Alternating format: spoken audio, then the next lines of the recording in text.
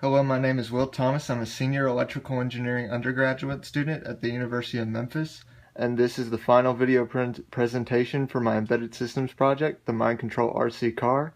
I chose to pursue this project because of a general interest in brain-computer interfaces, so I'm going to explain a little bit of how I did it.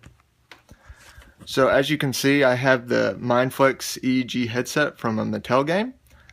Basically what I did was I cracked open this headset, and inside, clearly labeled, is the NeuroSky EEG chip. So what I basically did is I bypassed the internal microprocessor of the headset and instead used the Arduino Uno board as my microprocessor. That way I could pass the EEG data from the headset to my computer as CSV values. So this green wire, I basically soldered it into the transmit pin of the EEG chip, and I've got it running into the receiving pin of my Arduino Uno.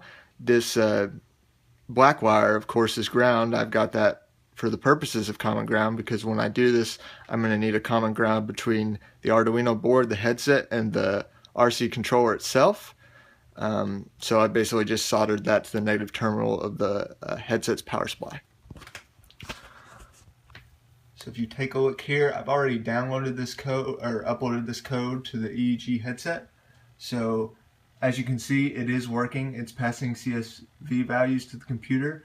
Those last 8 values are for the different types of electrical activity in your brain at different frequencies. These first 3 values, the first one is the connection strength of the headset. It varies from 0 to 200, 200 being no connection at all, and 0 being perfect connection. The second 2 values are attention and meditation, respectively. Attention roughly corresponds to your level of mental concentration, and meditation is your level of relaxation. Based on some quick experiments I did with the headset, I found that attention and meditation were the easiest values to control. They have an inverse kind of relationship with each other. So I was going to write a simple Arduino code that would cause the RC car to move forward once it detected a certain threshold attention value that I just kind of arbitrarily set at 60. So if the headset detected an attention value of 60 or more, the RC car would move forward. And also, if I close this and open up my processing software, you can also get a graphical representation of this data. It takes there it goes. So basically these bars are representing the same CSV values I was showing. That gray bar is actually attention.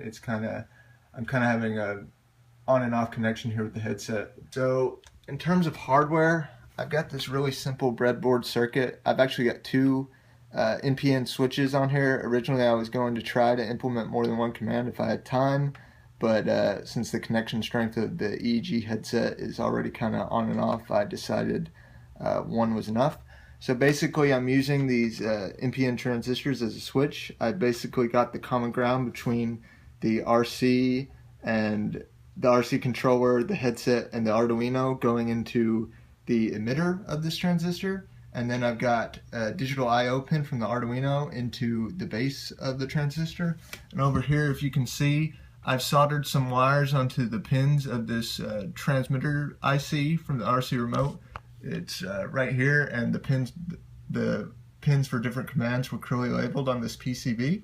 I've got the pin for whatever command I need to send to the remote going to the collector of this transistor. So basically what my code does is it'll write high to the base and essentially turn the NPN switch on and allow current to flow from the either forward or backward pin of the transmitter chip to the ground pin of the transmitter chip, and this will send a signal for the car to move forward.